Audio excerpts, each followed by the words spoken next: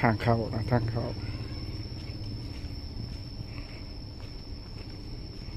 สถานที่ท่องเที่ยวได้สถานที่น้ำตกเนาะก่อนพระพิง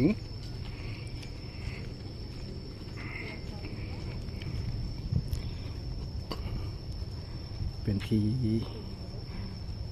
พักผ่อนนะหย่อนใจห้านขายที่ระลึก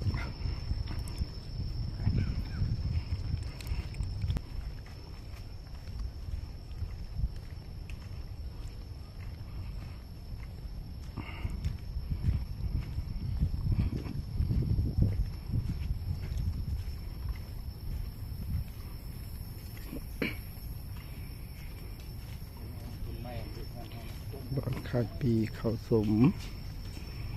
ว่าคนหนึ่งคนละเท่าใดเนาะ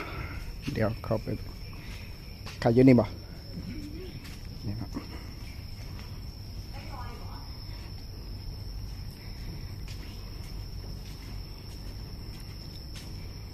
ตอนจ่ายบายดี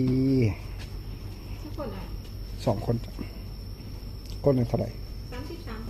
33ถ่ายคลิปได้อยู่ที่ถ่ายคลิปได้อยู่ที่นี่คนละ33,000กีบนะได้ปีแล้วได้ปีแล้วเนาะไปกันเลยสถานที่ท่องเที่ยวก่อนพระพิง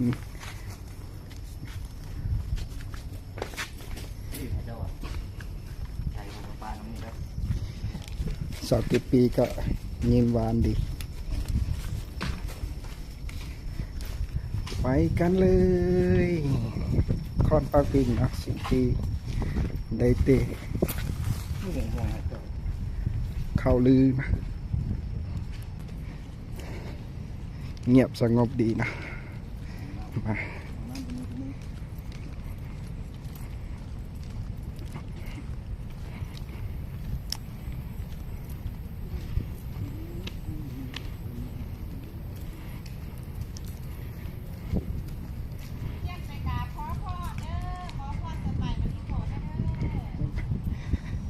อันนี้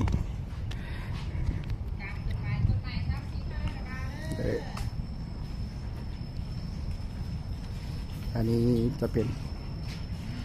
ไปบอกต้นไม้มานิโคตเนาะ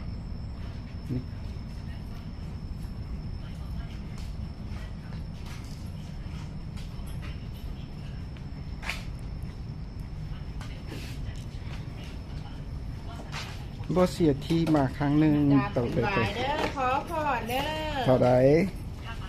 ต้นใหม่ซักซีทาอยู่เทิงบ่คือเบนถูกเทียนไปกราบครูละ20ท่านเด้อครูละ20,000ไอ้ถูกได้คันมันเบงงามครูละ20,000ทั้งมือจับพอแล้วเอาอุ้มเอานี่ไปฮะสิ่งศักดิ์สิทธิ์นะต้นไม้มานิโคตไปขอพร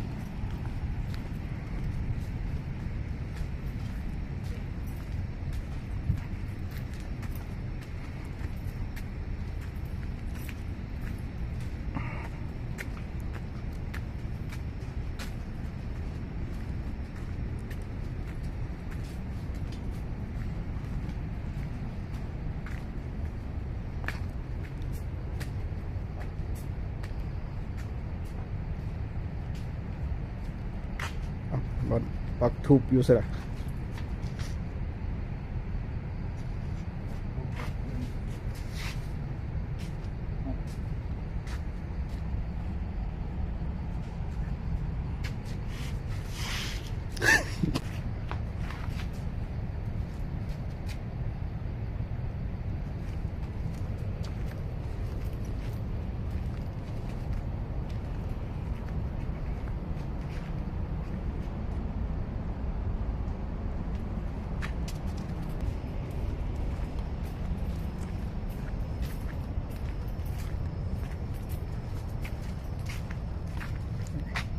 ไปบัด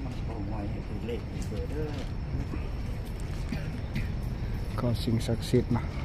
คุ้มครองเดินทางตลอดปลอดภัย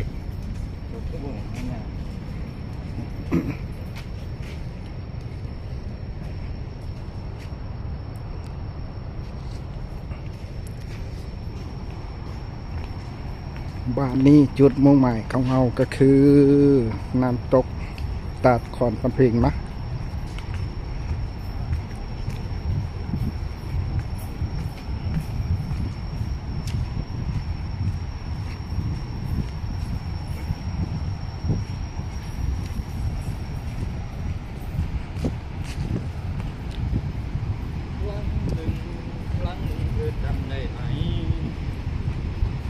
โอ้ลมเย็นดีเด้อเย็นสบาย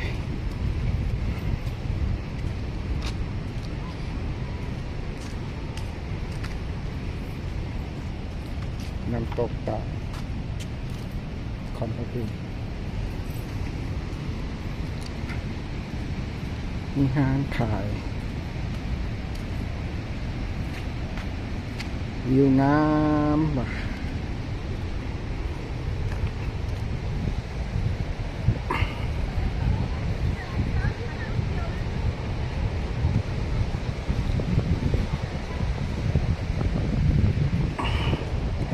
ขายน้ำนั่งกินน้ำตอนย้อนพัน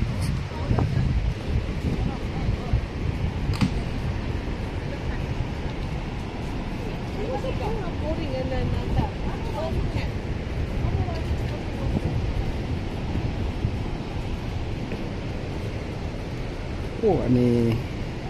มันเริ่มมาแล้วนะ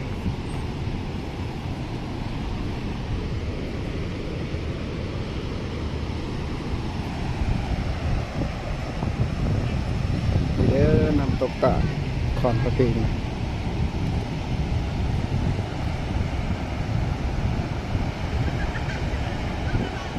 ที่ผ่านมาได้ยินแต่ข่าวลือเนาะบ้านนี้ได้มาเห็นแล้วขอนประเพง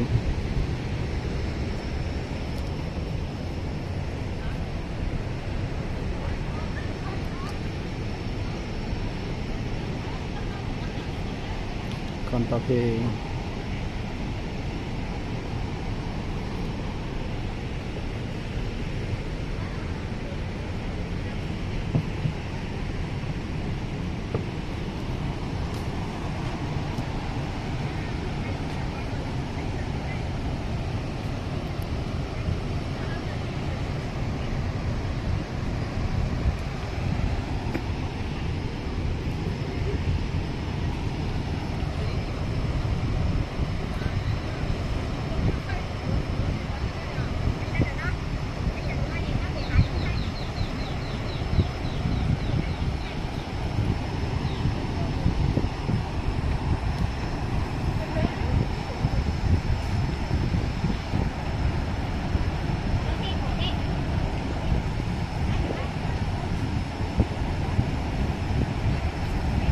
งามงามงามหลายเด้อซอหิน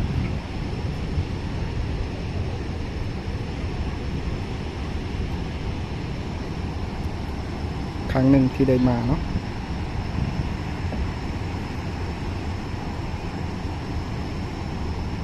เป็นที่ฟังใจนะรู้สึกว่าหลงอาจารย์ที่นี่เลย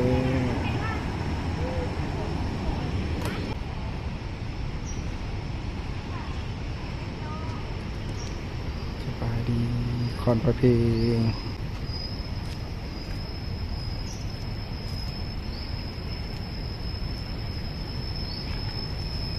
จะย่างไปอีกมุมหนึ่งนะ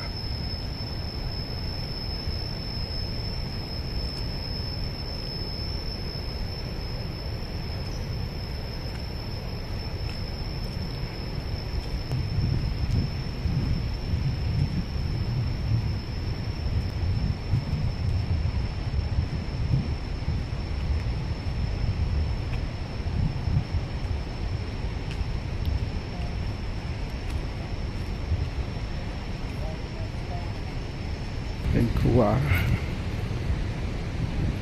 รังนกกา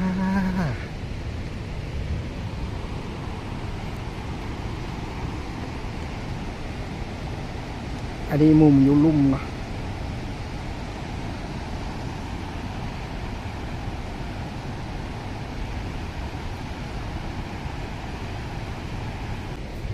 ยังไปต่อคอนพระเพลง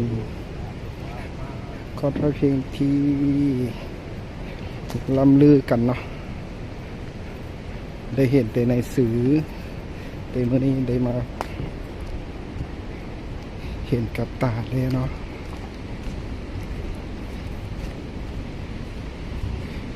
ก็ถือว่ามันเป็นอีสถานที่ท่องเที่ยวของลาวเนาะตัวที่เกิดจะเป็นอันธรรมชาติเป็นโงนหินธรรมชาติ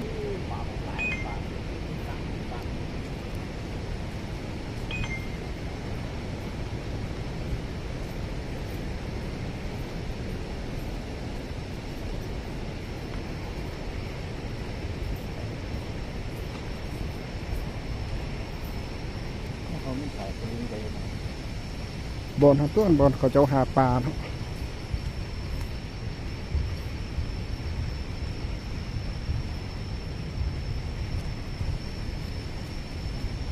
โอ้ยางจนเงือกแตกน้ำตกคอนประเพณ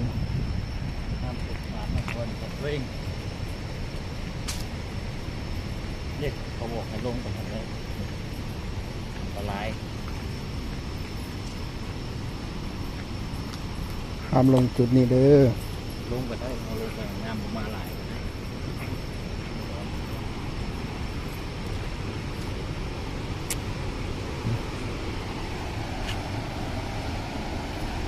บอนที่เห็นเขาเจ้า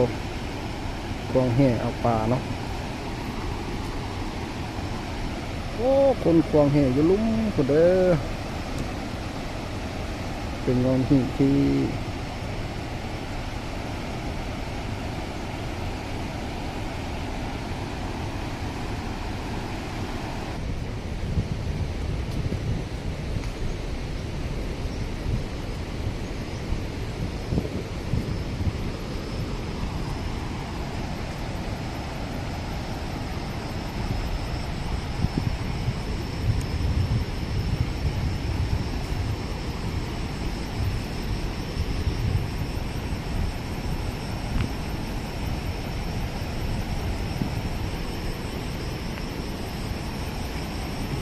ได้แล้วปลาเป็นไง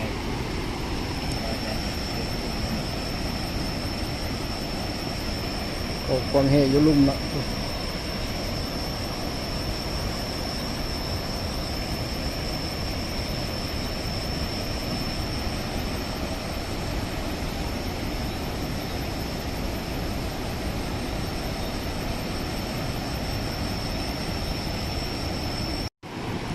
จุดนี้เป็นจุดที่ลุ่มสุดเนาะสุดลุ่มสุดของคอนประเพณชมวิว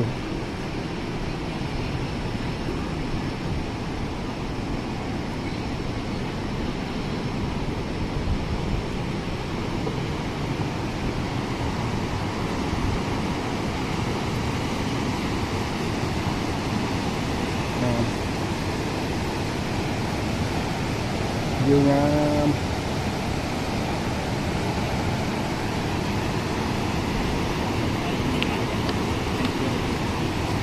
รู้ว่า